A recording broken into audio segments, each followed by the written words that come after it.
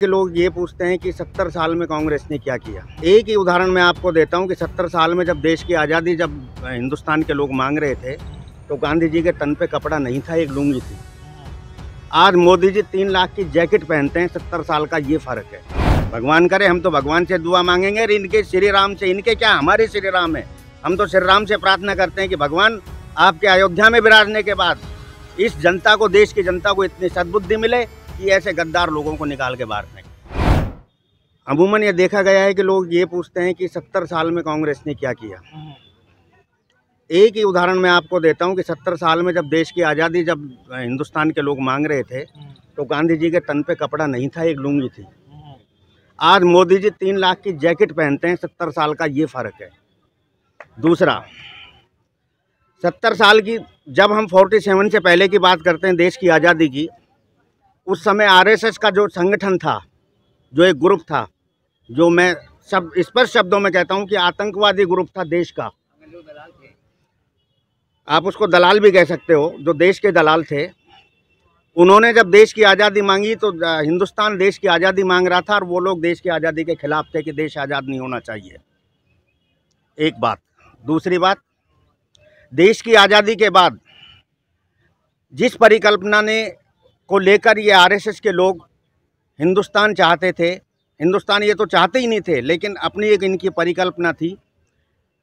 अगर आप बीजेपी की बात करते हैं तो आडवाणी जी और जो बीजेपी पार्टी के जन्मदाता हैं, उन लोगों का क्या हश्र इन लोगों ने किया है, गुजरातियों ने, आपके सामने है। तीसरी बात कि देश की आज़ादी के बाद अगर आज 2024 के वर्तमान में जो चुनाव होने जा रहे हैं, मैं उसकी बात करता हूं।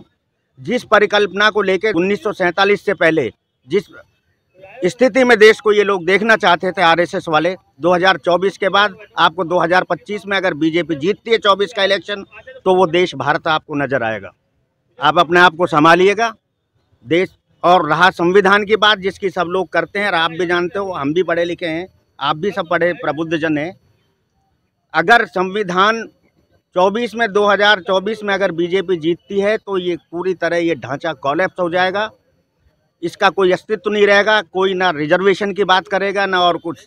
चाइना, किम जोंग, रशिया, इसके अकॉर्डिंग जो सरकारें चाहेंगी, जो रूल्स रेगुलेशन नया थोपेंगी, बोलने की आज़ादी जो छीनेगी, वो आपके सामने वो परोसा जाएगा।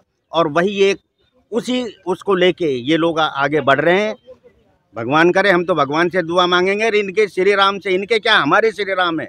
हम तो श्री राम से प्रार्थना करते हैं कि भगवान आपके अयोध्या में विराजने के बाद इस जनता को, देश की जनता को इतनी सद्बुद्धि मिले कि ऐसे गद्दार लोगों को निकाल के बाहर फेंके। ना सरकार से कोई अपील नहीं है हमारी, जनता से अपील करनी चाहिए। जनता से अपील है कि हम तो ये कहते हैं, जो ईश्वर अल्लाह को मानता है, जो भगवान को मानता है, वो अपनी बुद्धि पे थोड़ा सा जोर दे और इस देश को देखे कि हम तो आज, मेरी उम्र 62 साल की है, मुझे मेरे परिवार की मेरी चिंता नहीं है, मुझे मेरे बच्चों का भविष्य, आप सबके बच्चों के भविष्य का सवाल है। उसको सुरक्षित करके जाइएगा, यही आपका धर्म है और यही राजनीति है। देखिए, तुलसीदास जी ने रामायण में लिखा कि राज धर्म सर्वसित नोई, मन महु माहे मनोरथ हुई। वसुंधरा राजे जी ने जो राजभवन जयपुर में कथा कराई थी, उसका संपुट यही था। लेकिन इनके लिए तो ये तो इस वक्त तो अब आप पूछो मत, ये तो रावण के भी बाप बन रहे हैं। इससे पहले सृष्टि के जन्मदाता जो अल्लाह, इस पैगंबर है, जो भगवान राम है, जो सृष्टि का, ये तो लाने वाले ही वो हो गए, ये हो गए। इससे पहले तो ना राम था, ना राम का अस्तित्व था। ये ठेकेदार लोग हैं, इनसे सावधान रहें, मेरी जनता से अपील है। नमस्कार।